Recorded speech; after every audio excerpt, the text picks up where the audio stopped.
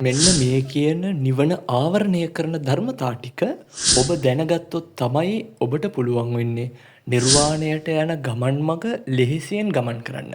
ඒක නිකන් හරියට මැප් එක දැනගෙන යනවා වගේ. මැප් එකේ ඔබට ඉවත් කරන්න තියෙන බාධක ටික දැනගෙන යනවා වගේ.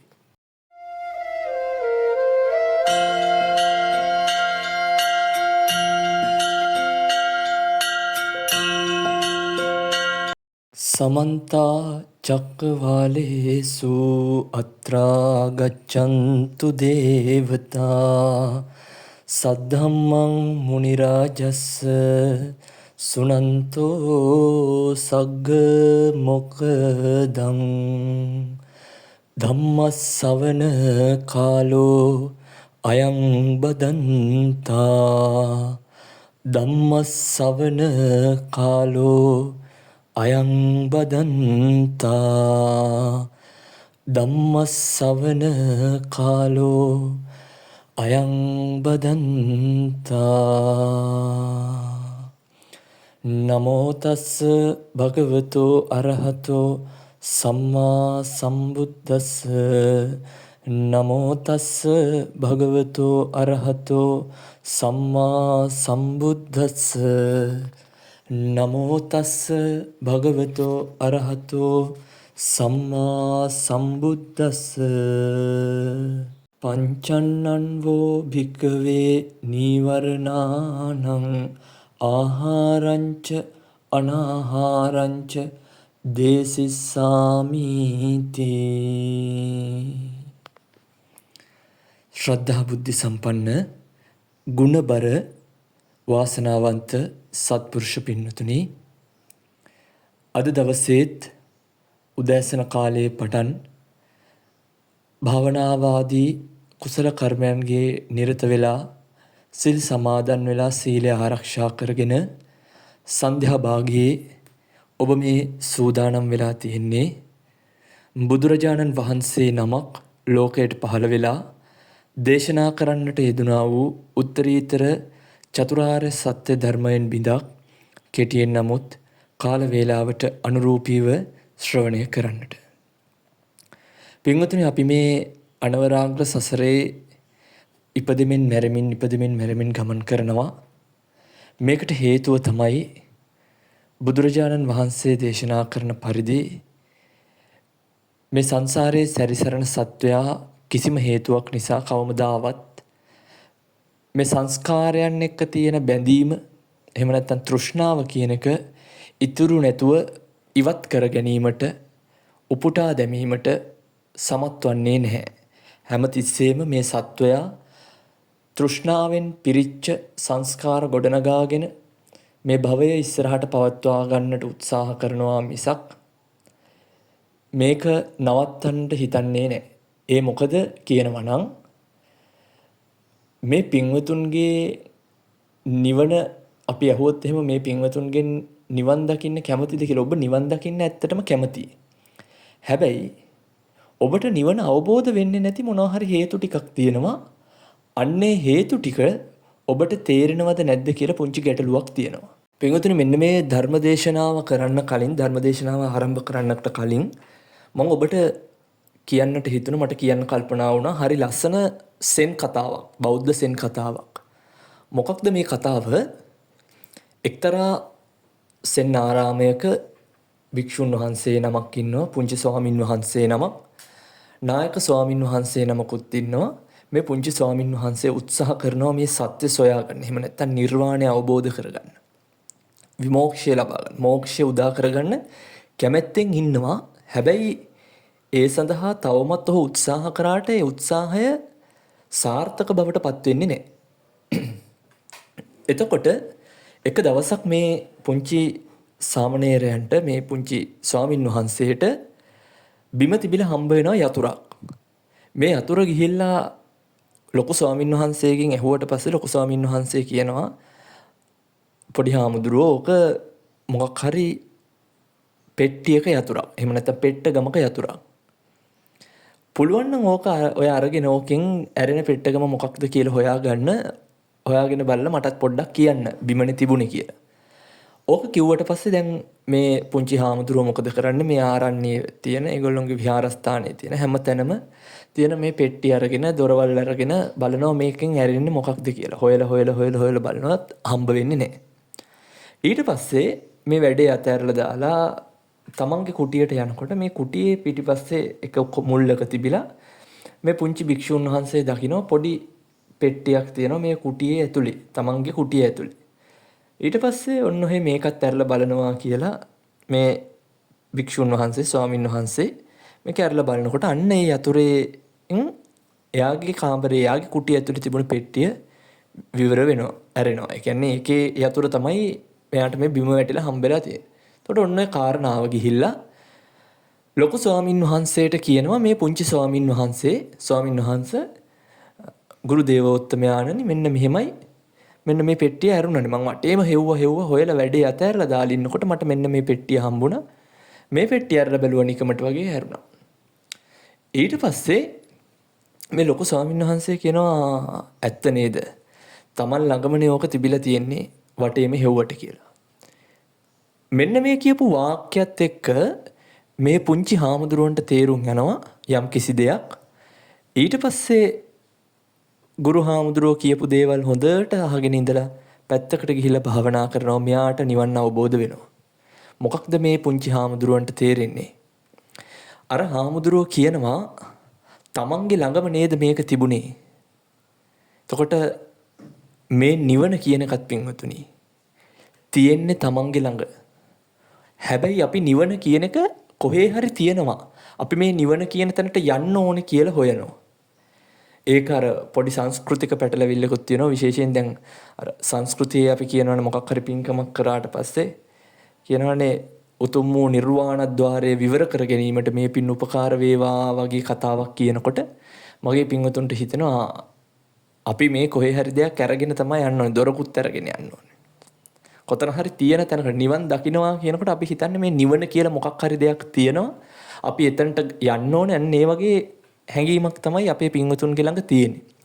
හැබැයි හරියට කල්පනා කරොත් බුදුරජාණන් වහන්සේගේ ධර්මය හරියට තේරුම් ගත්තොත් පින්වතුනි නිවන තියෙන්නේ තමන්ගේ ළඟමයි. නිවන් දකින්නේ තමන්ගේ හිතේ තමයි ඔය නිවන කියන එක තියෙන්නේ. ඒක නිසා තමයි නිවන කියන එක යම්කිසි තැනක් තිබුණා නම් පින්වතුනි ලෝකේ එතකොට මොකක් හරි තැනක් නම් ඒකට යන පිරිස එනකොට මේක පිරෙන්නේ නැහැ. ඊපස්සේ සීමා සහිත ප්‍රමාණයකට තමයි මේ නිවන දකින්න නිවන අවබෝධ කරගන්න පුළුවන් වෙන්නේ. එහෙම නැත්තේ අසීමිත වෙන්නේ මේ නිවන කියන එක අවබෝධ වෙන්නේ පින්වතුනි Tamanගෙම හිතට. එතකොට කල්පනා කරන්න ඇයි අපි ළඟම නිවන තියෙනවා නම් ඇයි අපි ළඟ තියෙන නිවන අපිට අවබෝධ වෙන්නේ නැත්තේ? ඇයි අපිට මේක සාක්ෂාත් කරන්නේ නැත්තේ? හිතන්න මෙන්න මෙහෙම. ඔයාගේ ගෙදර ඔයාගේ කාමරය ඇතුලේ ඔයාගේ මොකක් හරි බඩුවක් තියෙනවා. හිතන්න ඔයාගේ ළඟ මොකක් හරි සෙල්ලම් බඩුවක් තිබිලා පොඩි ළමයෙක් ළඟ ඒ පොඩි ළමයාගේ සෙල්ලම් බඩුව කාමරය ඇතුලේ තියෙනවා. එතකොට ඔයාට ඒ කාමරය ඇතුලෙන් සෙල්ලම් බඩුව හම්බ වෙන්නේ නැති වෙන්න හේතුව මොකද්ද? ඒක කොහේ හරි කවර් වෙලා තියෙන. ඒ කියන්නේ ආවරණය වෙලා තියෙන. අන්න ඒ වගේ පින්වතුනි ඔබේ හිත ඇතුලේ තියෙන ඔය නිවන ආවරණය වෙච්ච ධර්මතා ටිකක් තියෙනවා මේ හිතේ. අපි ඒවට කියනවා නීවරණ කියලා. එතකොට අද දවසේ මම කතා කරන්නේ මෙන්න මේ නීවරණ ධර්මතා ගැන. බුදුරජාණන් වහන්සේ දේශනා කරලා තියෙනවා නීවරණ ධර්ම 5ක් ගැන.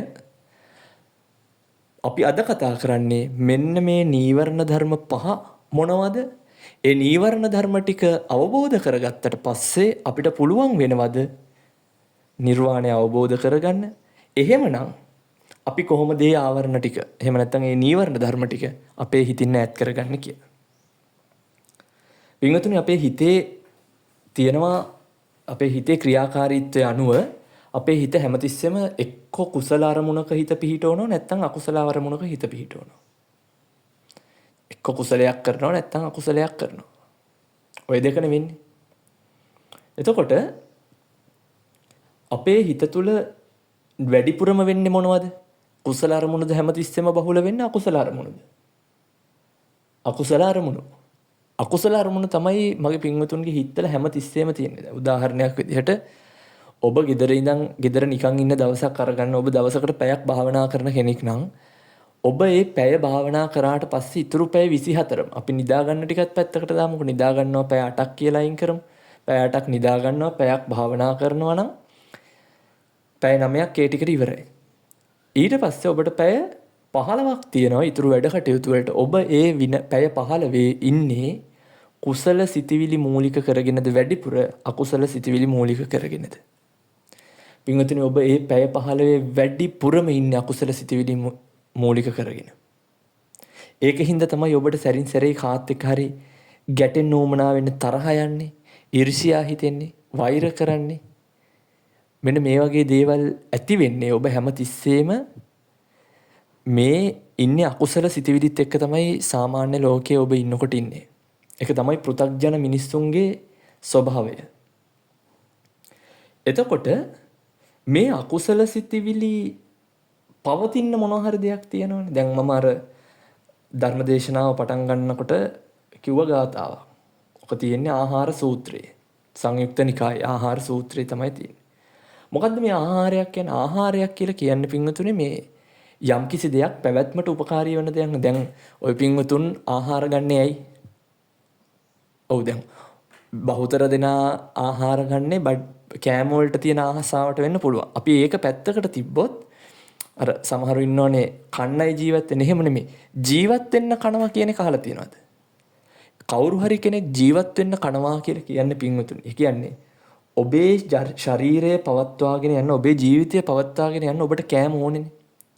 ඒකනේ භික්ෂුන් වහන්සේලාට දාණය දුන්නට පස්සේ කියන්නේ ආයුවන්නෝ සුඛං බලං කියලා. ආයු වර්ණ සැප බල ප්‍රඥානේ භික්ෂුන් වහන්සේට ලැබෙන්නේ. කියන්නේ ආහාර නොගෙන හිටියොත් එහෙම භික්ෂුන් වහන්සේ කෙනෙක්ව ඒ කියන්නේ අඩපණ වෙලා මිය යනවනේ. දවස් 7ක් ආහාර නැති වුණොත් මිනිස්සෙක් මැරෙනවා. එතකොට මිනිස්යාගේ ජීවිතය පවත්වාගෙන යන්න ඔබ ආහාර ගන්න කොහේ හරි බාහිර තියෙන ආහාරයක් අරගෙන ඔබ කනවා. භික්ෂුන් වහන්සේ කෙනෙක් නම් වළඳනවා. ඒ වගේ මේ ලෝකේ තියෙන හැම දෙයකම පින්වතුනි ආහාරයක් ඕනේ. කියන්නේ මේ ලෝකේ යම් කිසි දෙයක් පවතිනවා නම් ඒ දෙයට ආහාර ඕනේ. එතකොට මේ නීවරණ ධර්ම, පංච නීවරණ කියන ශරීරය පවත්වන්නත් මොනවා හරි ආහාර ටිකක් ඕනේ. එතකොට ওই පංච නීවරණ කියන ශරීරය පවත්වන්න ආහාර ටිකක් ඕනේ නම් ඒ ආහාර ටික අපි ගන්නවා නම් ඒ ආහාර ගනිද්දි තමයි පංච නීවරණ අපේ හිත තුල තියෙන්නේ. ඒ ආහාර ගනිද්දි පංච නීවරණ හිත තුල තියෙනවා නම් ඒ නීවරණ ධර්ම නිසා තමයි ඔබේ හිතේ තියෙන නිර්වාණය, නිවන කියනක ආවරණය වෙලා තියෙන්නේ. එතකොට යම් කිසි ආකාරයකින් ඔබට ඕනේ නම් ওই නිවන කියන එක දකින්න, නිවන එලිපෙහෙලි කරගන්න ඔබ කරන්න ඕනේ අර ආවරණය වෙලා තියෙන නීවරණ ධර්ම ටික අයින් කරන්න ඕනේ. ඒ ටික අයින් කරන්න නම් ඒ නීවරණ කියන ශරීරය මරලා දාන්න නම් ඔබ මොකක්ද කරන්න ඕනේ? ඊට අදාළ ආහාර ටික අයින් කරන්න ඕනේ. ඔබ ඒ ආහාර ගන්න නැතුව ඉන්න ඕනේ. එතකොට නීවරණ ටික ඉබේම නැති වෙලා යනවා. තේරුණාද? එතකොට මොනවද මේ නීවරණ ධර්ම? අපි මුලින්ම කතා කරලා බලමු මොනවද මේ නීවරණ ධර්ම කියලා. පළවෙනි එක තමයි කාමච්ඡන්ද. කාමච්ඡන්දය කියලා කියන්නේ පින්වතුනි මේ කාමයන්ට හිතේ ඇතිවන ආශාව, දැඩි ආශාව. පංචකාමයන්ට ඇතිවන ආශාව. මොනවද පංචකාමයන්? රූප, ශබ්ද, ගන්ධ, රස, ස්පර්ශ. මම මේවයිකින් එක විස්තර කරන්න යන්නේ නැහැ. හේතුව අපි කලින් දවස්වල කලින් දේශනාවලදී මේ වගේ දේවල් සාකච්ඡා කරලා තියෙනවා. ඔබ දැනටමත් දන්නවා රූප, ශබ්ද, ගන්ධ, රස, ස්පර්ශ කියන්නේ මොනවද කියලා. එතකොට ඔබ මේ රූප, ශබ්ද, ගන්ධ, රස, ස්පර්ශ කියන මෙන්න මේ අරමුණු වලට, රූප අරමුණක් වේවා, ශබ්ද අරමුණක් වේවා, ගන්ධ වේවා, රස වේවා, ස්පර්ශ වේවා, මෙන්න මේ කියන අරමුණකට ආසා කරනවා නම්, ඇලෙනවා නම් අන්න ඒකට අපි කියනවා කාමච්ඡන්ද කියලා. මොකක්ද උදාහරණේ? ඔබ පාරේ යනකොට දකිනවා ගෑනු ළමයෙක්ව. පිරිමි ළමයෙක් දකිනවා ගෑනු ළමයෙක්ව. පිරිමි ළමයෙක් ගෑනු ළමයෙක්ව දැක්කට පස්සේ මේ ගෑනු ළමයා ගැන කැමැත්තක් ඇති වෙලා, ඒ ගෑනු ළමයාගේ පස්සෙන් ඇහිලා, ඒ ගෑනු ළමයාත් එක්ක යාළු වෙන්න හදනවනේ. මං කියන්නේ මේ වෙන දෙයක් හරිද? එතකොට ඕකට කියන්නේ ආශාව. හරි? එහෙම නැත්නම් ඔබ පාරේ යනකොට මොනවා හරි කෑමක් කනවා.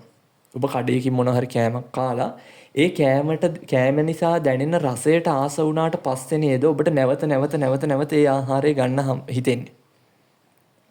ඔබ මොකක් හරි සින්දුවක් ඇහුවොත් ඒ සින්දුවට ආස කරාට පස්සේ ඔබේ ශබ්දයට ප්‍රිය වුණාට පස්සේ ඔබ නැවත ඒ සින්දුව අහනවනේ. නේ. අන්න ඒ වගේ පින්වතුනි ඔබ හැම වෙලාවෙම මේ කරන්නේ මේ පංචකාමයන්ගේ ආස්වාදයට අහු වෙලා ඒ ආස්වාදයේ සැපයි කියලා හිතලා ඒ ආස්වාදයට ඇලෙනවා. ඕකට අපි කියනවා කාමච්ඡන්දය කියලා. පංචකාමයන්ට තියෙන ආශාවට කාමච්ඡන්දය කියලා කියනවා. මේවා හරි සරලව තේරුම් ගන්න ඕන කාරණා. හරිද? දෙවනි නීවරණ ධර්මය තමයි ව්‍යාපාදය. මොකක්ද ව්‍යාපාදය කියලා කියන්නේ? ව්‍යාපාදය කියලා කියන්නේ ද්වේෂයේ ක්‍රියාකාරී අවස්ථාව. ද්වේෂයක් ඇති වෙන්නේ කොහොමද? ද්වේෂයක් ඇති වෙන්නේ පින්වතුනි ඔය දැන් රූප ශබ්ද ගන්ධ රස ස්පර්ශ කියන ඔය අරමුණු වල ටිකම ඔය අරමුණු වලින් දැන් ඔබ දකින දැන් ඔබ මුලින්ම දකිනවා මම කිව්වා ඔබ දකිනවා ගෑනු ළමයෙක්. දැක්කට පස්සේ ඔබේ ගෑනු ළමයට කැමැත්තක් ඇතිලා ඔබේ ගෑනු ළමයාගේ පස්සෙන් යන ඒ කැමැත්ත. ඔබ දකිනවා ඔබේ ඉන්න ලොකුම තරහකාරයව මූණට. දැක්කට පස්සේ මොකද කරන්නේ?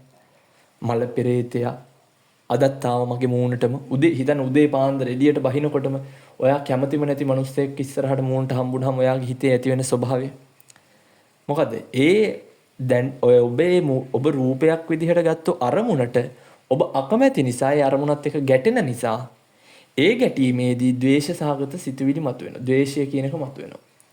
ඔන්න ඔය ද්වේෂයේ ක්‍රියාකාරී අවස්ථාවට අපි කියනවා ව්‍යාපාදය කියලා. එතකොට ඔබට නිතර නිතර කේන්ති යනවා කියලා කියන්නේ ඔබේ හිතේ හැමතිස්සෙම ව්‍යාපාදය කියන නීවරණ ධර්මය උඩට ඇවිල්ලා තියෙනවා, වැඩිපුර තියෙනවා. මේ කියන නීවරණ ධර්ම අඩු වැඩි වශයෙන් අපි හැමෝගෙම හිතවල තියෙනවා. ඔය පින්වතුන් ගත්තට පස්සේ කොයි වෙලෙත් ඔන්න ඔය කියන නීවරණ ධර්ම පහෙන් එකක තමයි ඉන්නේ. ප්‍රශ්නේ තියෙන්නේ අපිට මේ නීවරණය මොකක්ද කියලා තාම අඳුන ගන්න බෑ. හැබැයි මතක තියාගන්න ඕන නීවරණ ධර්මවත් අඳුර ගන්න බැරුව පින්වතුනි ඕගොල්ලන්ට බෑ නිවන් දකින්නවා කියන එක කරන්න. මේ නිවන් මාර්ගයේ ගමන් කරන්න ධර්ම මාර්ගයේ ගමන් කරන්න බෑ. මෙන්න මේ කියන නීවරණ ධර්ම ටික යටපත් කරගත්තේ නැත්නම් යටපත් කරන්න නම් ඔබට සිද්ධ වෙනවා මේවා මුලින්ම අඳුන ගන්න. ඒකින්ද මේවා ගැන මුලින් ඉගෙන ගන්න ඕනේ.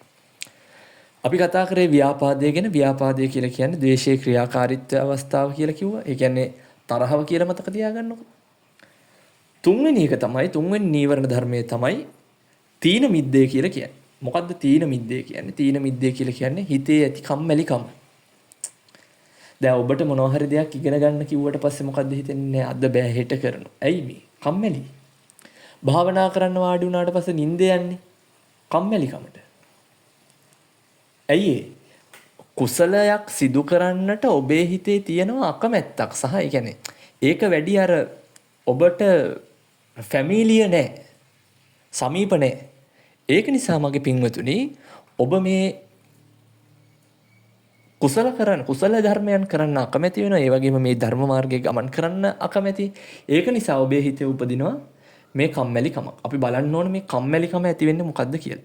දැනට මතක තියාගන්න තීන මිද්දේ කියලා කියන්නේ හිතේ ඇතිවන කම්මැලිකමට. ඊළඟ නීවරණ ධර්මයේ තමයි උද්ධච්ච කුක්කුච්ච. අපි උද්දච්චය කියලා කියනවා. භාවනාවේදී එහෙම අපි සමහර වෙලාවට කියනවා ඔය උද්දච්චයට ඇවිල්ලා කියලා. හැබැයි අපි සාමාන්‍ය සමාජයේ නම් මේ උද්දච්ච කියලා කියන්නේ මොකටද? ලොකුකමට. අනේ මේක නම් මහ උද්දච්ච මිනිස්සෙක්. එයා නම් උද්දච්ච මිනිස්සෙක්. දැක්ක එක්කෙනෙක් එක කතා. ඒ උද්දච්චය නෙමෙයි මේ කතා කරන්නේ. හරි? මෙතන මේ උද්දච්ච කුක්කුච්ච කියලා කියන්නේ සිතේ ඇතිවන නොසන්සුන් බව. එහෙම නැත්නම් කලබලකාරීකම. ඔබේ හිත හැම වෙලේම එහෙම විසිරීලා තියෙන ස්වභාවය. හිතට හැමතිස්සෙම මොනවා හරි අරමුණු ගොඩක් ගලාගෙන යනවා මේකයි කියලා. අපි ඔක ධර්ම මාර්ගයෙන් ගත්තොත් එහෙම මෙන්න මෙහෙම ගන්න. ඔබේ හිත නොසන්සුන් වෙන හිතන්නේ දැන් ඔබ වැරදි වැඩක් කරාට පස්සේ ඔබේ හිත නොසන්සුන් වෙන්නේ. ඒ වගේ. මේ හිත නොසන්සුන් වෙන්නේ එහෙම නැත්නම් උද්දච්ච කුක්කුච්චයට හේතු දෙකක් තියෙනවා. මොනවද හේතු දෙක? එකක් තමයි නොකරපු හොඳ ගැන පසුතැවෙනවා. මොකද්ද? අනේ මට සිරීපාද වැඳ ගන්න බැරි වුණානේ. දැන් වයස කම්මල එහෙම සමහර වෙලාවට කියනවා අනේ අවුරුදු 70ක් 80ක් ජීවත් වෙලා මට තාම සිරීපාද වැඳ ගන්න බැරි වුණා. කියලා පසුතැවෙනවා. මරණ මොහොතේත් ඕක හිටියොත් එහෙම පින්වතුනි. එතකොට මේ මරණය යහපත් විදිහට අවසන් වෙන්නේ නැහැ. සමහර අය ඉන්න ඕකේ අනිත් පැත්ත කරපු නරක ගැන පසුතැවි ඉන්නවා. කරපු පාප කර්ම ගැන පසුතැවි ඉන්නවා. ඔබ සත්තු මැරුවා නම් ඒක ගැන හිත ඉන්නවා. ඔන්න ඕක තමයි මේ උද්දච්ච කුක්කුච්ච ඇතිවීමට ප්‍රධාන හේතුව. ඕක සරල වශයෙන් දැන් ඔහොම ගන්නතෝ මෙහෙම කිව්වොත් ඔබ හැමතිස්සෙම හිත ඉන්නේ එක්ක අනාගතය ගැන එක්ක අතීතයේ දෙයක් ගැන. අතීතයේ කරපු හොඳක් හෝ නරකක් ගැන, එහෙම නැත්නම් අනාගතයේ කරන්නට තියෙන හොඳක් හෝ නරකක් ගැන හිත හරි ඔබ ඉන්නවා. මෙන්න මේවා ගැන හිත ඉන්නකොට ඔබේ හිත හැමතිස්සෙම තියෙන විසිරිලා. ඒක නිසා ඔබට හිත එකඟ කරගන්න බැරි වෙනවා. ඒකාග්‍රතාවයකට ගෙනිය ගන්න බැරි වෙනවා. එතකොට ඔබේ හිත එකඟ නෑ කියලා කියන්නේ කල්පනා කරලා බලන්න. ඔබ කවදා හරි දවසක මේ ජීවිතය අවසන් කරන මොහොතේදී ඔයා මරණයටපත් වෙනකොට මරණයටපත් වෙන්නේ අතීතයේදීද අනාගතයේදීද? තේරුණාද මම මේ කියන එක? දැන් ඔබ මේ ජීවිතේ ඉවර කරලා හිතන්න දැන් මැරෙන්න තමයි යන්නේ. එතකොට මරණය කියන එක ඔබට හිමි වෙන්නේ, ඔබට අත්දකින්න වෙන්නේ අතීතයේද වර්තමාන අනාගතයේද? මරණ සතිය භාවනාව කරන කෙනෙක් නම් තමන්ගේ මරණය ගැන දැන් ඉඳන් මෙනෙහි කරලා ඒක දන්නවා. හැබැයි අත්දැකීම මරණය කියන අත්දැකීම ඔබට විඳින්න වෙන්නේ මේ මොහොතේදීනේ. හැබැයි මරණය කියන අත්දැකීම වර්තමානයේ විඳින්න ඔබට බැරි වෙනවා. ඔබ අතීතය සහ අනාගතය ගැන ලත වෙමින්, පසුතැවෙමින්, සිහින දකිමින් ඒව ගැන හිත ඉන්නවා නම් ඔබට වර්තමානය කියන තැන ජීවත් වෙන්න අමතක වෙනවා. වර්තමානයේ ජීවත් වෙන්න අමතක වෙනවා කියන්නේ ඔබට මරණයට හරියාකාරව මුහුණ දෙන්න බැරි වෙනවා. තේරුණාද? එතකොට උද්දච්චයේ තියෙන බරපතල කාරණාවක් තමයි මම ඔය කිව්වේ. කොහොම හරි උද්දච්චය කියලා කියන්නේ ඔබේ සිතේ තියෙන විපිලිසර බව, එහෙම නැත්නම් විසිරුණු ස්වභාවය. ඊළඟ අවසාන කාරණාව තමයි, අවසාන නීවරණ ධර්මය තමයි විචිකිච්ඡාව. විචිකිච්ඡාවට පින්වතුනි මොකද්ද විචිකිච්ඡා කියලා කියන්නේ? විචිකිත්සා. චිකිත්සාව කියන්නේ පිළියම්, එහෙම නැත්නම් ප්‍රතිකාර. වී කියන්නේ නැහැ, ප්‍රතිකාරයක් නැහැ. මොකද්ද විචිකිච්ඡාව කියලා කියන්නේ? සැකය. මේ සැකය උපදින්නේ ඇයි? සමහර අයට මේ කාලේ තියෙනවා එක සැක. මොනවද? පුනර්භවය තියෙනවාද? මෙලොවක් පරලොවක් තියෙනවාද? ඔන්න ඔය වගේ සැක ඇති වෙනවනේ. හැබැයි හරියට ධර්මය කියවලා හරියට ධර්මයේ ඉගෙනගෙන තිබුණා නම් ඔය වගේ සැක ඇති වෙන්නේ නැහැ පින්වතුනි. ඇයි? එයා ඒ පිළිබඳව හරියාකාරයෙන් බුද්ධ දේශනාවේ මොනවද තියෙන්නේ කියලා දැනගෙන. එහෙම දන්න කෙනාට සැක උපදින්නේ නැහැ. ඔබ නොදන්නාකම නිසා ඔබේ හිතේ ඇති වෙන සැකයක්. අන්නේ ඇති වෙන සැකය පින්වතුනි ඔබේ නිවන ආවරණය කරනවා. ඒකත් නීවරණ ධර්මයක් විදිහට සඳහන් කරලා තියෙනවා.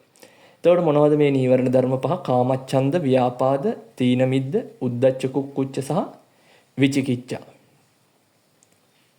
ඔන්න ඕවා තමයි නීවරණ වලට ඕක තමයි නිවනට ආවරණය වෙන කාරණා පහ. අපි ඔන්න ඔය කාරණා පහට ආහාර වන හේතු ටික හොයලා ඔන්න ඔය හේතු ටික නැති කරලා දැම්මොත් මොකද වෙන්නේ? එතකොට අර නිර්වාණය කියන තැන ආවරණය වෙලා තියෙන ওই වැට අයින් වෙලා යනවා. ඇයි? ඕනම දෙයකට ආහාර නැති වුණොත් ඒක පැවැත්මක් නැහැ. එතකොට නීවරණ වලටත් ඕන වෙන ආහාර ටික අපි නැති කරලා දැම්මොත්, කියන්නේ නීවරණ වලට අවශ්‍ය ආහාර නැතුව නීවරණ වලට අනාහාර වන දේ, කියන්නේ ආහාරයක් නොවන දේවල් දුන්නොත් එහෙම එතකොට නීවරණ වලට ඕන ආහාර ටික නැති නිසා නීවරණ කියන ශරීරය මැරිලා යනවා. අපි කරන්න ඕනේ ඔන්න ඕක තමයි. කොහොමද මේක කරන්නේ? මේක කරන්න නම් මුලින්ම අපි දැනගන්න ඕනේ ඔන්න ඔය එකින් එක කියන නීවරණ ධර්ම වලට තියෙන මොනවද? ආහාර වෙන හේතු ටික. අපි බලමු ඔය හේතු ටික මොනවද කියලා. පළවෙනි එක තමයි කාමච්ඡන්දය. කාමච්ඡන්දයට හේතුව මොකද්ද? කාමච්ඡන්දයට හේතුව තමයි පින්වතුනි අපි අර කියපු පංචකාමයන් කියන රූප, ශබ්ද, ගන්ධ, රස, ස්පර්ශ කියන දේවල් වලට ඒ දේවල් හොඳයි කියලා හිතපු නිසානේ. සුබ නිමිත්ත. අපි කියනවා සුබ නිමිත්ත කියලා. මොකද්ද සුබ නිමිත්ත කියලා කියන්නේ? ඔබ ඇසින් දකින දේවල්, කනෙන් අහන දේවල්, නහයෙන් ගඳ සුවඳ විඳින දේවල්, දිවෙන් රස විඳින දේවල්, රස බලන දේවල්, එහෙම නැත්නම් ස්පර්ශය ලබන දේවල්, ඒ දේවල් සුබයි, හොඳයි කියලා හිතනකොට ඔබ ඒ දේවල් වලට ඇලෙන්න ගන්නවා. ඔබ හිතනවා මේක නැවත අපිට අවශ්‍යයි කියලා. ඒකේ සුබ නිමිත්ත දකින්නවා කියලා කියන්නේ ඒක ලෝභ, ද්වේෂ, මෝහ කියන අකුසල සිතුවිලි වලින් හිතනවා. ඕකට කියනවා අපි අයෝනිසෝ මනසිකාරය කියලා. එතකොට කාමච්ඡන්දයට තියෙන හේතුව තමයි මේ තියෙන රූප, ශබ්ද, ගන්ධ, රස, ස්පර්ශ කියන අරමුණු ටික සුබ නිමිති විදිහට දැකීමත් ඒවා අයෝනිසෝ මනසිකාරය කිරීම. සුබයි කියලා හිතන එකම වැරදියට මානසිකාරය කිරීම තමයි ඔය අයෝනිසෝ මානසිකාරය කියන්නේ කියලා දැනට හිතා ගන්න. දැනට මතක තියාගන්නකො පොඩ්ඩක්. එතකොට අපි මොකද්ද කරන්නේ? අපි පින්වතුනි ඕකේ අනිත් පැත්ත බලන්න ඕනේ. කාමච්ඡන්දය නැති කරන්න නම් රූප ශබ්ද ගන්ධ රස ස්පර්ශ කියන අරමුණු වල සුබ නිමිත්ත වෙනුවට අපි අසුබ නිමිත්ත බලන්න ඕනේ. මොකක්ද අසුබ නිමිත්ත? අසුබ නිමිත්ත කියලා කිව්වහම පින්වතුනි මේක නෙමෙයි. දැන් සමහර අය ඉන්නවා මේ ලස්සන මලක් දැක්කට පස්සේ සමහරු ඉන්නවා දැන් ওই භාවනා කරනවායි කියන සමහර උදවි ඉන්නවා. මේ මටත් කියලා තියෙනවා සමහරු අපේ හාමුදුරුවනේ අපේ ස්වාමීන් වහන්සේ මේ මට නම් ওই මල් වල ලස්සනක් පේන්නේ නැහැ. ওই ලස්සනක් නැහැ ලස්සන නැහැ. එහෙම කියන ඒවා විකෘති. හරි ලස්සන දේ ලස්සනයි පින්වතුනි. රහතන් වහන්සේලා පවා ලස්සන දේවල් වර්ණනා කරලා තියෙනවා. බුදුරජාණන් වහන්සේ පවා ලස්සන දේවල් වර්ණනා කරලා තියෙන තැන් සූත්‍ර පිටකයේ ඕනතරම් තියෙනවා. ලස්සන දේ ලස්සනයි. එතකොට මොකද්ද මේක අසුබ නිමිත්තක් විදිහට බලන්න කියලා කියන්නේ? පින්වතුනි මේකේ ආස්වාදයේ වගේම ආදීනවේ අපි දැනගන්න ඕනේ. මොකක්ද ආදීනවේ? මල ලස්සනයි තමයි. හැබැයි මේ මල කවදා හරි දවසක කොයිම හරි වෙලාවක පර වෙනවම තමයි. ගෑනු ළමයා ලස්සනයි තමයි. ඒ ගෑනු ළමයාගේ ආදරේ හරි සුන්දරයි තමයි. හැබැයි ඒ ආදරේ කවදා හරි දවසක වෙනස් වෙනවා. එහෙම නැත්නම් ඒ ගෑනු ළමයාගේ රූපය කවදා හරි දවසක වෙනස් වෙනවා. ශබ්දය ලස්සනයි තමයි. හැබැයි ওই ශබ්දය කවදා හරි දවසක අවසාන වෙනවා. ගන්ධය ලස්සනයි තමයි. මිහිරි තමයි. හැබැයි ওই ගන්ධය කවදා හරි දවසක අවසන් වෙනවා. රසයත් එහෙමයි. ස්පර්ශයත් එහෙමයි. ඔය කිසිම දෙයක් සදාකාලික නෑ කියලා මගේ පින්වතුන් මේක දැනගෙන මේකේ තියෙන අසුබ නිමිත්ත උපදවා ගන්නට ඕනේ. අපි ඔබට කියන්නේ නෑ පින්වතුනි කාර් වල යන්න එපා. එතකොට ඔබ මේ කාර් එකට ඒව කියන්නේ. දැන් සමහර වෙලාවට ඔබ කියනවනේ ධර්ම දේශනා කරන සමහර ස්වාමීන් වහන්සේලා කාර් වලින් එහෙම යනකොට ඒ ස්වාමීන් වහන්සේලාට පෞද්ගලික කාර් රථ තියෙනවා. ඒ කාර් රථ වලින් යනකොට මොකද කියන්නේ? අත්හරින්න බණ කියලා හාමුදුරුවෝ කාර් එකෙන් යනවා කියනවා. එතන ඔබට වැරදිලා. ඒ කතන්දර කියන්නේ නිගණ්ඨ දහමේ. හැමදේම අත්හැරලා දාන්න කියලා මෝඩයෝ වගේ. ඒකනේ රෙදිත් නැතුව ඉන්නේ. එහෙම දහමක් නෙමෙයි පින්වතුනි බුදුදහම කියන්නේ. බුදුදහමේ ඔබට කියන්නේ මේ රූප ශබ්ද ගන්ධ රස ස්පර්ශ කියන දේවල් වලින් ගන්න අරමුණු. එහෙම නැත්නම් මේ පංචකාමයන් ඔබට මේ විඳින්න තියෙන දේවල් ඔබ රස කෑමක් කන්න, ඔබ හොඳ ඇඳක නිදා ගන්න, හොඳ ගෙයක් හදන්න, හොඳ වාහනයක් හදන්න, හොඳ වාහනයක් ගේන්න. හොඳ ලක්සරි ලයිෆ් එකක් ගත කරන්න හැකියාව තියෙනවා නම් ලක්සරි ලයිෆ් එකක් ගත කරන්න. ඔබේ ජීවිතය කම්ෆර්ටබල් කරගන්න, සුව පහසු කරගන්න. ඒ දේවල් කරගන්න. හැබැයි හොඳට මතක තියාගන්න සුව පහසුයි කියලා ඒ සුව පහසුවට ඇලෙන්න එපා. අද ඔබ හවසට ගිහිල්ලා පීසා හට් එකෙන් රෑ කෑමක් කනවා නම් ආයේ මේක කෑවත් එකයි නැතත් එකයි මේ මොහොතේ ආහාරයක් විදිහට විතරයි මම ගන්නෙ. එච්චරයි. මේක ආයි ගන්න වේද නැද්ද කියලා අපි දන්නේ නැහැ පින්වතුනි. එහෙම නැති වුණත් ඔබේ හිත හැදලා තියෙන්න ඕනේ. මොකටද? ප්‍රශ්නයක් නැහැ කියන්න. එහෙම නැති වුණාම තමයි මේකට අර ආසාවෙන් හිටියම මේ සුබ නිමිත්ත ඕනෙමයි මේ රසය මට ඕනෙමයි කියලා හිතාගෙන හිටියම තමයි ආයේ පීස කන්න ඔබට සල්ලි නැති වෙනකොට ඔබේ හිතට දුකක් ඇති වෙන්නේ. ඔබ පදින වාහනේ හොඳ වාහනයක් පදින්න ඒ වාහනේ හැප්පුණාට පස්සේ ඔබට දුක හිතෙන්න බෑ. හැබැයි මොකද ඔබ දැනගෙන ඉන්න ඕනේ මම මේ පදින වාහනේ කවදා හරි දවසක් කැඩිලා බිඳිලා යනවා. පින්වතුනි ඔබත් මැරිලා යනවා නම් ඔබත් මැරිලා මේ පොළොවට පස් වෙනවා නම් මේ වාහනයක් ගැන කවර කතාවද? ඔබ ආදරෙන් හදන සුරතලෙක් ගන්නකො. ඔබ ආදරෙන් හදන සුරතලා හිතන දැන් මේ කාලේ සමහර අය බල්ලන්ව ගේනවා කීයක් දීලා සමහර බල්ලෝ ඉන්න දැන් ඉස්සර නම් එහෙම ලොකු ගණන් නැහැ. හැබැයි දැන් ලක්ෂ 10 ලක්ෂ 20 දීලා ගේන බල්ලෝ ඉන්නවා. 50000 60000 ඉඳන් ලක්ෂ 10 ලක්ෂ 25 වගේ වෙනකම් බල්ලෝ ඉන්නවා. අරගෙන ඇවිල්ලා හදන්න. පූසොත් එහෙමයි. දැන් ඔබ මේ බලු පැටියක් අරගෙන යනකොට ලක්ෂ 5ක් විතර දීලා ඔබ හිතාගෙන ඉන්නවා නම් මේ බලු පැටිය මගෙත් එක්ක අවුරුදු 10ක් විතර ඉඳී කියලානේ ඔබ හිතන්නේ. හැබැයි ගෙනහලා දවස් 3න් විතර මැරුණොත් මොකද වෙන්නේ? ඔබට දුකක් හට ගන්නවද නැද්ද? ඇයි ඔබ මේකේ අසුබ නිමිත්ත දැනගන්නේ නැතුව සුබ නිමිත්ත ගැන විතරක් හිත ඒක පරිහරණය කරන්න පටන් ගත්තට පස්සේ ඔබට අත්වන විපාකය තමයි ඕක. එහෙනම් මේ කාමච්ඡන්දය කියන එක නැති කරගන්න, මේ ආසාව කියන එක නැති කරගන්න නම්, පංචකාමයන්ට තියෙන ආසාව නැති කරගන්න නම් සුබ නිමිත්ත වෙනුවට අසුබ නිමිත්ත දැනගෙන පරිහරණය කරන්න. අපි කියන්නේ පරිහරණය කරන්න එපා කියලා. බුදුදහමේ කොතනවත් නැහැ පින්වතුනි. ඒ දේවල් පරිහරණය කරන්න එපා කියලා. එහෙම එකක් කියලා නැහැ. බුදුදහමේ කියලා තියෙන්නේ වෙනස් වෙන බව දැනගෙන ඔබ පරිහරණය කරන එක ගැටලුවක් නේ. එහෙනම් කාමච්ඡන්දයට හේතු වෙන්න සුබ නිමිත්ත සහ අයෝනිසෝ මනසිකාරය ඒක නැති කරන්න ඕනේ අසුබ නිමිත්තෙන් සහ අසුබ නිමිත්ත මේක වෙනස් වෙනවා කියලා දැනගෙන ඒක යෝනිසෝ මනසිකාරයට දාලා තමන් නුවණින් මෙනෙහි කිරීමෙන් ප්‍රත්‍යවේක්ෂා කිරීමෙන් ඔබට පුළුවන්කම ලැබෙනවා ඔන්න ඔය කියන කාමච්ඡන්දය නැති කළා දාන්න. පැහැදිලිද? දෙවැනි කාරණාව ව්‍යාපාදය.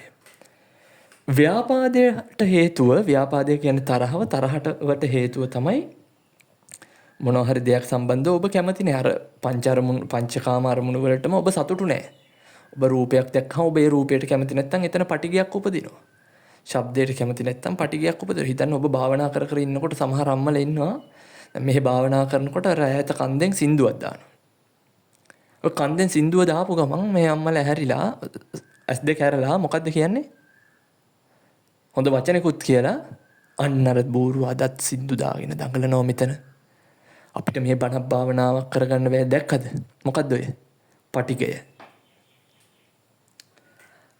තමන් අකමැති රූප ශබ්ද ගන්ධ නිසා රූප ශබ්ද ගන්ධ රස ස්පර්ශ නිසා ඒවත් එක ගැටෙනවා. ඔවත් එක ගැටෙනකොට මගේ පින්වතුන්ට පටිගය කියන පටිග නිමිත්ත ඇති වෙනවා. අපි ඒකට අයෝනිසෝ මනසිකාර කරගෙන තරහ උපදවා ගන්නවා. එතකොට මේක නැති කරන්න මොකද්ද කරන්න ඕනේ? පටිගය නැති කරන්න පින්වතුනි. ඒකට තියෙන විසඳුම තමයි මෛත්‍රිය සහ යෝනිසෝ මනසිකාරය. නිකම් බලන්නකො දැන් ඔය අපිත් එක්ක භාවනා කරනකොට දැන් දැකලා තියෙනවා නම් දැන් මෙතනත් ඉන්නවා මෛත්‍රී භාවනාව කරන උදවිය. නිකන් පොඩි අර තියෙනව නේද යාලා හරි මෘදු ගතියක්. කියන්නේ යාලට මොනවා හරි කිව්වහම අර ටිකක් ඒ පුහුණු කරලා තියෙන්නේ. යාලගේ හිතට මෛත්‍රිය කියන එක පුහුණු කරලා තියෙන්නේ. ගැටෙන්න යන්නේ නෑ මේ අරමුණුත් එක්ක. ඇයි? හැමතිස්සෙම යාගේ සිත මෛත්‍රියත් එක්ක පුහුණු කරලා තියෙන්නේ. මේක මේ දවසට විනාඩි 5 මෛත්‍රී භාවනාව කරන අය ගැන මේ මම මේ කතා කරන්නේ. දැන් මේ අපිත් එක්ක ඉන්නවා දවසට පැයක් විතර පැයක් දෙකක් තුන භාවනා කරන පින්වතුනුත් ඉන්නවා. ගිහි ජීවිතේ කොච්චර අමාරු වුණත් මෙතන ඉන්නව මම දන්නවා. මට කතා කරන කට්ටිය පැය 3-4 භාවනා කරන කොහොම හරි ස්වාමීන් වහන්සේ මට කතා කරලා කියලා දෙන ස්වාමීන් වහන්සේ මගේ නිින්ද අඩු කරගෙන මම භාවනා කරනවා. ස්වාමීන් වහන්සේ මම එළියට එහෙම යන්නේ නැහැ. ඒ වෙනුවට මම භාවනා කරනවා. ඒ තරම් මේකට උනන්දුයි. හරි. එහෙම ඉන්න පින්වතුන්ගේ අපිට මේ සැබෑ වෙනසක් බලා ගන්න පුළුවන්. අර ඉස්සර දැක්කට වඩා අර රළු ගතිය පැත්තකට ගිහිල්ලා මෛත්‍රී භාවනා කරන අය මම මේ කියන්නේ. ඒ වුන් මෛත්‍රිය පුරුදු කරලා තියෙන හින්දා. එහෙනම් ව්‍යාපාදේ නැති කරන්න නම් අපි කරන්න ඕනේ මේ මෛත්‍රිය පුහුණු කිරීම සහ යෝනිසෝ මනසිකාරය. විලාව අවසන් වෙන හින්දා මම ඉක්මනින් කියාගෙන යන්න. තුන්වෙනි කාරණාව තීන මිද්දය. තීන මිද්දය ගත්තාම මේ තීන මිද්දේ ආකාර තුනක් තියෙනවා. පළවෙනි එක තමයි අර මං කියපු කුසලයට ඇති අකමැත්ත. පිනක් කරන්න නම් පින්වතුනි කැමැතිම නැහැ. භාවනා කරනවා කියන්නේ ඒ පින්වතුන්ට හරියට නිකන් උල තියලා තියනවා වගේ. ඒ තරම් අකමැති. අන්න ඒක නිසා තමයි මෛත්‍රිය ගැන හිතන්න කිව්වහම එහෙම නැත්නම් බුදුහාමුදුරුවෝ ගැන බුද්ධානුස්සතියක් වඩන්න කියලා කිව්වහම හුස්ම දිහා බලන් ඉන්න කිව්වහම මගේ පින්වතුන් විනාඩි දෙකක් හුස්ම බලලා ඊට පස්සේ මොකද කරන්න? බෙල්ල කඩාගෙන නිදි. ඇයි? කැමති නැතිකම. ඔබේ හිත මේකට කැමති නෑ. ඒක නිසා ඔබට ඇති වෙනවා අලස බවක්. තව දෙවැනි අවස්ථාව තමයි දැන් කුසලයට ඇති අකමැත්ත විතරක් නෙමෙයි තව තියෙනවා. දැන් දවල්ට කෑවට පස්සේ එහෙම දැන් අපේ පින්වතුන් අපිට කොහොමද ආහාර ගන්න කියලා තියෙන්නේ? පමණ දැනගෙන ආහාර ගන්නනේ තියෙන්නේ. පමණ දැනගෙන මොකද්ද ප්‍රමාණය? බුදුරජාණන් වහන්සේ දේශනා කරලා තියෙන්නේ තමන් ආහාර අරගත්තට පස්සේ තව වතුර උගුරු කිහිපයක් බොන්න ඉඩ තියලා කෑම ගන්න එක නවත්තන්න. අපි මොකද කරන්නේ? මම කලිනුත් මතක ඇති කිව්වා නවසීවතික භාවනාව කියනකොටද මන්ද. මම හරි බණකට මම කිව්වා මෙතනදිම කිව්වා. අර මට මේ ඇහිලා තියෙන උදාහරණයක් හින්දා තමයි මම මේක කියන්නේ. මගේ යාළුවෙක් ඉස්සර කියලා තියෙනවා කාලි වෙරලා තව මොනවා හරි මොකෝ කරන්න කියලා කිව්වහම අම්මෝ දැන් නම් 750 ටොපියක්වත් කන්න ඉඩ නැහැ. ඔන්නෝම තමයි අපි ආහාර ගන්න. ඔව් පින්වතුනි. එහෙම තමයි. හරි.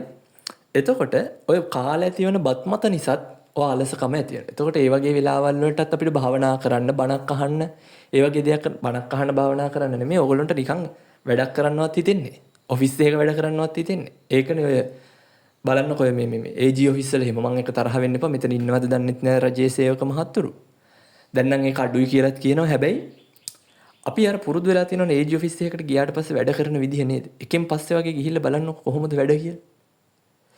අම්මෝ ඊට වඩා පින්වතුනි හයියෙන් ඉබ්බෙක්ට පුළුවන් කොළඹ ගිහිල්ලා එන්න මෙතන ඉඳන්. ඔව් මේ ලංකාවේ රජයේ සේවය එන්නේ ඒ වගේ දේවල් හින්දා තමයි මේ රටවල් දියුණු වෙන්නේ නැත්තේ. ඒව ගැන කතා කරන්න බෑ බණ එක ඇතුලේ මට තව නීවරණ ධර්ම වලට හේතු ටිකක් කියන්න තියෙන හින්දා.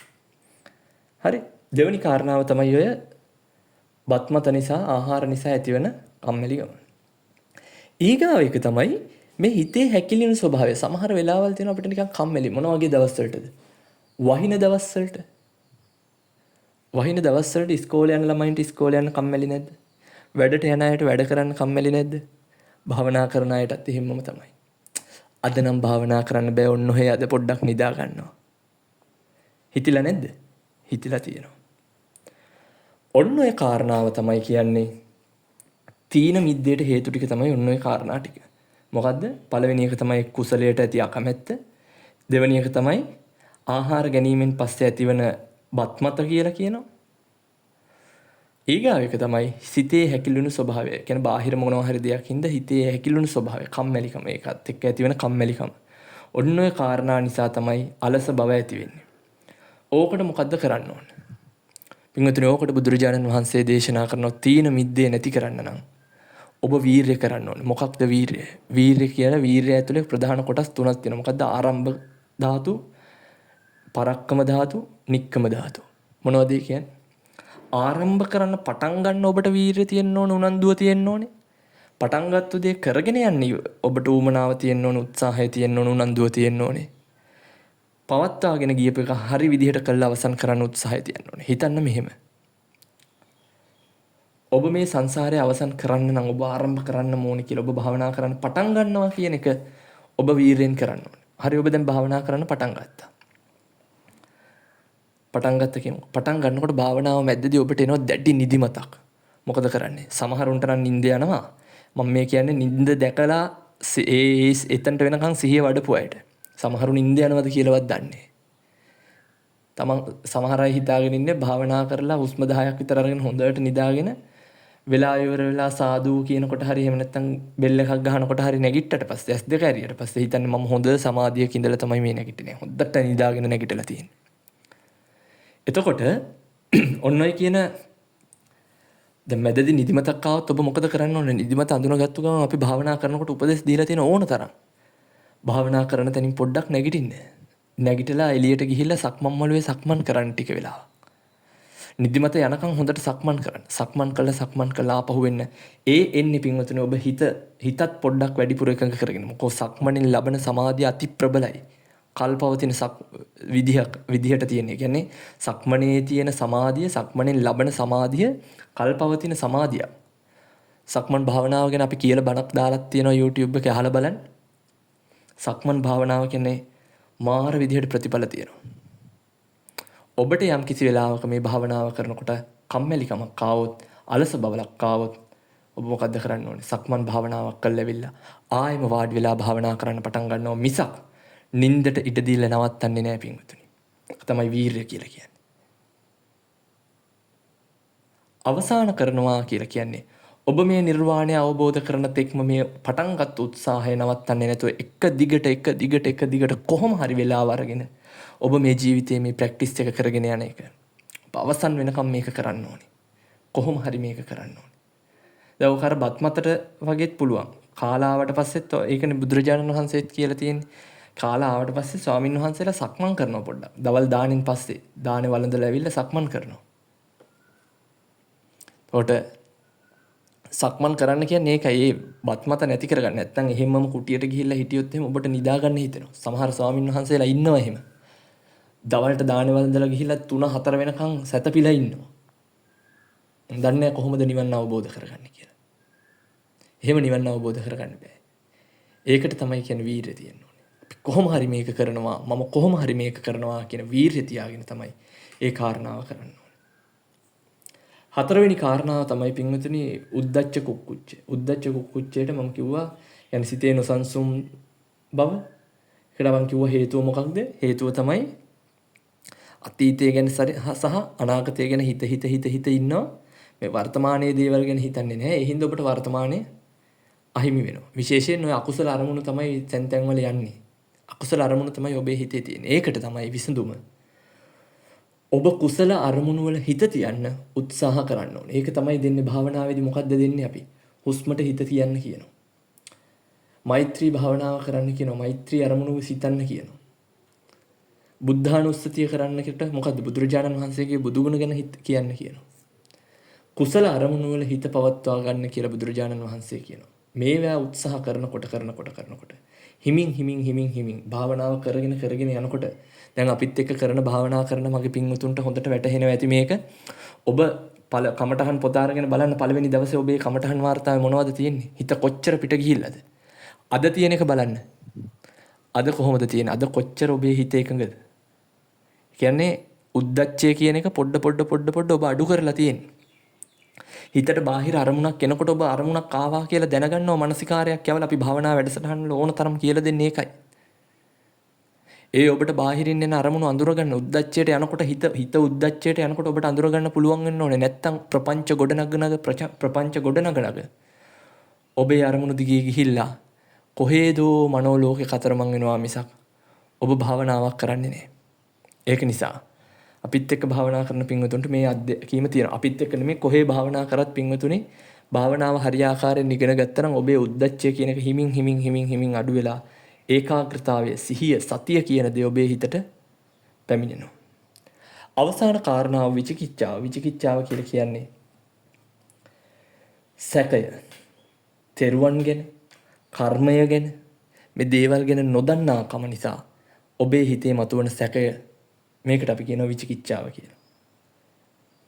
මේ විචිකිච්ඡාව නැති කරන්න නම් මුලින්ම මොකද්ද කරන්න ඕනේ? පින්වතුනි මුලින්ම ඔබ කරන්න ඕනේ ඔබ දන්නේ නැහැ කියලා පිළිගන්න ඕනේ. ඕක තමයි අමාරුම වැඩේ. අපේ පින්වතුන් දන්නේ නැහැ කියලා දන්නේ නැහැනේ. සමහර පින්වතුන් ඉන්නවා දැන් ඒගොල්ලෝ හිතාගෙන ඉන්නේ මේ ධර්මය පොඩ්ඩක් කටපාඩම් කරාට පස්සේ හැමදේම දන්නවා කියලා. සමහරු ඉන්නවා පොත්වල තියෙන දේවල් කටපාඩම් කරගෙන භාවනාවක් කරන්නවත් නැහැ. අර පොතේ තියෙන දේවල් ටික කටපාඩම් කරගෙන ගිහිල්ලා මේ දේවල් කටපාඩම් කරලා සමහර හොඳට භාවනා කරපු හාමුදුරුවරුන්ටත් උගන්වන්න යනවා. ඇයි? මේගොල්ලෝ බර වචන දන්නවනේ. අනේ ඉතින් මේවට අහිංසක මිනිස්සුත් අහු වෙනවා. තේරුණාද? කටපාඩම් කරා කියලා මේ දේවල් දැනගත්තා කියලා ඕගොල්ලෝ සියල්ල අවබෝධ කරගත්තු අය වෙන්නේ නැහැ, මතක තියාගන්න. ඕගොල්ලෝ තාම මේක හරියට දන්නේ නැහැ. ඔයගොල්ලෝගේ බහුතරය තාම මේක හරියට දන්නේ නැහැ. ඒක දන්නේ නැති වෙන්න ප්‍රධානම හේතුව තමයි ඔබ නොදන්නවා කියලා පිළිගන්න ඔබ කැමති නැහැ. ඔබෙන් නොදන්න දෙයක් සමහර වෙලාවට අහුවාම කවුද පින්වතුනි කියන්නේ මම මේක දන්නේ නැහැ කියලා? ඔබ දැකලා තියෙනවද? මට ඒක කියලා දුන්නේ මම දන්න පණ්ඩිත ස්වාමින් වහන්සේ කෙනෙක් ඉන්නවා. ඒ ස්වාමින් වහන්සේ ත්‍රිපිටකාචාර්ය, ත්‍රිපිටකධර හොඳට ඉගෙනගත්තු PhD එකක් පවතින ආචාර්ය උපාධියක් පවා තියෙන බුද්ධ ධර්මයේ මේ ධර්ම සම්බන්ධව ස්වාමින් වහන්සේ නමක්. උන්වහන්සේත් පින්වතුනි නොදන්න දෙයක් ඇහුවට පස්සේ උන්වහන්සේ හැමතිස්සෙම කියන්නේ මම මේක ගැන දන්නේ නැහැ. මම හොයලා බලලා කියනවා. අන්න නිහතමානීකම. තමන් දන්නේ නැහැ කියන එක දන්නවා. ඔබ දන්නේ නැහැ කියන එක දන්නේ නැහැ. ඔබ මුලින්ම කරන්න ඕනේ ওই විචිකිච්ඡාව නැති කරන්න නම් ඔබ දන්නේ නැහැ කියන එක දැනගන්න ඕනේ. ඊට පස්සේ ඔබ නොදන්නා දේට ඉගෙන ගන්න ඕනේ. ඇයි? කොහොමද? පොත් කියවුවා කියලා භාවනාව පුරුදු වෙන්නේ නැහැ පින්වතුනි. පොත් කියවලා කමටහන් දෙන්න බෑ. එහෙම දෙනවා නම් ඒ කමටහන් ගන්න අයට අපිට කියන්න තියෙන්නේ පව් කියලා විතරයි. පොත් කියවලා කමටහන් ගන්න බෑ. පොත් කියවලා කමටහන් දෙන්නත් බෑ. භාවනා කරලා භාවනා කරපු කමටහන් දෙන ආචාර්යවරයෙක්ගේ තියෙන උත්තර සහ පොත්පත් වලින් ලැබෙන දැනුමින් තියෙන උත්තර නිකන් එකට අරගෙන බැලුවොත් හොද්දට පරස්පරයි. ඕන කෙනෙක්ට අඳුර ගන්න පුළුවන්. හැබැයි මගේ පින්වතුන්ට වෙලා තියෙන්නේ හරියට අවබෝධයක් නැති සමහර කටපාඩම් කරගත්තු ගිරව් කියන දේවල් අහගෙන ඒවට රැවටිලා ඒ මාර්ගවල ගමන් කරලා මේ සසර අනාථ කරගන්නවා. ඒ දේවල් අහගෙන මේ ඇත්තට හරියට ධර්ම දේශනා කරන භික්ෂූන් වහන්සේලා ස්වාමින් වහන්සේලා කියන උතුම් ශ්‍රී සද්ධර්මයේ සැක කරන්න පටන් අරන් තියෙනවා. ඒක නිසා තමයි අද ප්‍රශ්නෙන්නේ පුනර්භවයක් තියෙනවද? නැවත ඉපදීමක් තියෙනවද? ඒ වගේ හරි ලාමක ප්‍රශ්න තමයි මිනිස්සු ළඟට තියෙන්නේ. ඒක නිසා ඕවා ගැන වැඩිපුර කතා කරන්න බෑ. විචිකිච්ඡාව නැති කරගන්න නම් මුලින්ම ඔබ විචිකිච්ඡාව කියන්නේ ඔබේ සැක ඇති වෙන්න ඔබ නොදන්නා කම හින්දානේ සරලවම. ඔබේ නොදන්නා කමට නම් ඔබ ඒ දේ දැනගන්න ඉගෙන ගන්න ඕනේ පින්වතුනි. උදාහරණයක් විදිහට මීට අවුරුදු ගානකට කලින් කවුද අපේ රයිට් සහෝදරයෝ උඩින් යන ප්ලේන් එකක් හදනවනේ. ඒ ප්ලේන් එක හදන්න අවුරුදු 100කට විතර කලින් මිනිස්සෙක්ට කිව්වොත් එහෙම අපිට උඩින් යන්න පුළුවන් කියලා. ඒ මිනිස්සයා මොකද්ද කියන්නේ? පිස්සුද කියලා ගහලා පන්නනව නේද? විහිළු කරනව නේද? ඒකට හේතුව පින්වතුනි ඇත්තටම උඩින් යන්න බැරි හින්දාද ඔය ප්ලේන් එකක් හදාගෙන. එහෙම නැත්නම් ඒ මිනිස්සයා ඒක දන්නේ නැති හින්දාද? ප්ලේන් එකේ යන්න පුළුවන් කියන එක දන්නේ නැහැ නීට අවුරුදු ගානකට කලින්. ඒ මිනිස්සයා දන්නේ නැති නිසා ඒ මිනිස්සයා හිතනවා මේක කරන්න බෑ, මේක ගැන සැක කරනවා. මෙයා කියන දේ ගැන සැක කරනවා. එයා නොදන්න කම නිසායි. හැබැයි එයා ඒක ඉගෙනගෙන තිබුණා නම් කවදාවත් සැක කරන්නේ නැහැ. දැන් ඔබ සැක කරන්නේ නැහැ උඩින් ප්ලේන් එකක යන්න පුළුවන් කියන එක. පැහැදිලිද?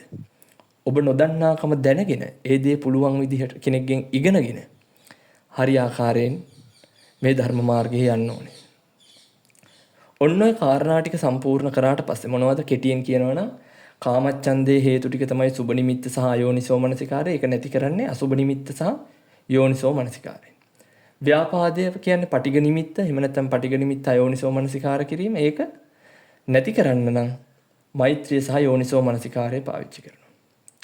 තීන මිද්දේ කියලා කියන්නේ තීන මිද්දේට ආහාරය වෙන්නේ ඔය අරතිය. එහෙම නැත්නම් කුසලයට ඇති අකමැත්ත. ඊළඟට අපි කියව බත් මත. එහෙම නැත්නම් ඔය සිතේ හැකිලෙන ස්වභාවය. ඇතැම් වෙලාවට අර කාලගුණික තත්ත්වයන් ආදී විවිධ තත්ත්වයන් නිසා හිතේ හැකිලෙන ස්වභාවය.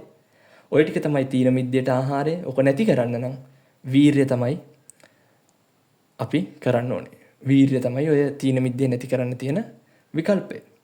උද්දච්චය නම් සිතේ නුසන්සුන්කමට ඒක සංසුන් කරගන්න කාර්මුණකට ගියන් අපි මොකද්ද කියන්නේ? කුසල අරමුණු වල සිත පිහිටවන එක. භාවනා කරන්න අපි ඒකට. භාවනා කරන්න පටන් ගන්න එකට. විචිකිච්ඡාව නැති කරන්න. විචිකිච්ඡාව කියන්නේ සැකය. සැකය කියන්නේ මේ දේවල් ගැන හරියට නොදැනීම. එහෙනම් ඒ දේවල් හරියට දන්න කෙනෙක්ගෙන් ඉගෙන ගන්න ඕනේ. පින්වතුනි මෙන්න මේ දේවල් ටික හරියට කරාට පස්සේ ඔබේ හිතේ නීවරණ ධර්ම හිමින් ටික නැති වෙලා යනවා. නීවරණ ධර්ම නැති වෙනවත් එක්කම පින්වතුනි ඔබේ හිතට සමාධිය කියන එක ඇති වෙනවා. සමාහිතෝ යතා භූතං පජානාති. එතකොට පින්වතුනි ඔබට මේ සමාධියත් එක්ක ඇත්ත ඇති ලෙස දකින්න පුළුවන්. ඒ කියන්නේ ඔබට ත්‍රිලක්ෂණය අවබෝධ වෙනවා. මේ පංචස්කන්ධයන්ගේ තියෙන රූපයේ තියෙන අනිත්‍ය ස්වභාවය, දුක්ඛ ස්වභාවය, අනාත්ම ස්වභාවය, වේදනාවේ තියෙන අනිත්‍ය ස්වභාවය, දුක්ඛ ස්වභාවය, අනාත්ම ස්වභාවය, සංඥාවේ තියෙන දුක්ඛ ස්වභාවය, අනිත්‍ය ස්වභාවය, අනාත්ම ස්වභාවය, සංස්කාරවල තියෙන දුක්ඛ ස්වභාවය, අනිත්‍ය ස්වභාවය, අනාත්ම ස්වභාවය, විඥානයේ තියෙන අනාත්ම ස්වභාවය, දුක්ඛ ස්වභාවය, අනිත්‍ය ස්වභාවය ඔබට අවබෝධ වෙනවා. මෙන්න මේ ත්‍රිලක්ෂණය අවබෝධ වුණාට පස්සේ පින්වතුනි ඔබ මේ පංචස්කන්ධය ගැන කලකිරෙනවා. පංචස්කන්ධය ගැන අවබෝධයෙන් කලකිරුණාට පස්සේ ඔබ මේ පංචස්කන්ධය අවබෝධයෙන් අතහරිනවා. පංචස්කන්ධය අවබෝධයෙන් අතහැරියට පස්සේ නැවත ඔබට පංචස්කන්ධයක් උරුම වෙන්නේ නැහැ පින්වතුනි. පංචස්කන්ධයක් උරුම නැහැ කියන්නේ ඔබට උපතක් ලැබෙන්නේ නැහැ කියන එක. ඔබට උපතක් ලැබෙන්නේ නැහැ කියන්නේ ඔබට නිර්වාණය කියන එක සාක්ෂාත් වෙලා කියන එක. පින්වතුනි මේ නීවරණ ධර්ම ටික අයින් කරොත් ඔබට පුළුවන් වෙන උතුම් වූ නිර්වාණය සාක්ෂාත් කරගන්න. එහෙනම් ඔබ භාවනාවේදී පුරුදු වෙන්න ඕනේ මේවා. ඔබ මේ නීවරණ ධර්ම ටික අඳුර ගන්න ඕනේ. භාවනාවේදී මේ දේවල් අඳුරගෙන ඒවට ඕන පිළියම් ටික කරන්න ඕනේ. ඒ දේවල් කරගෙන මේ සමත භාවනාවෙන් විදර්ශනාවට හැරෙන්න ඕනේ.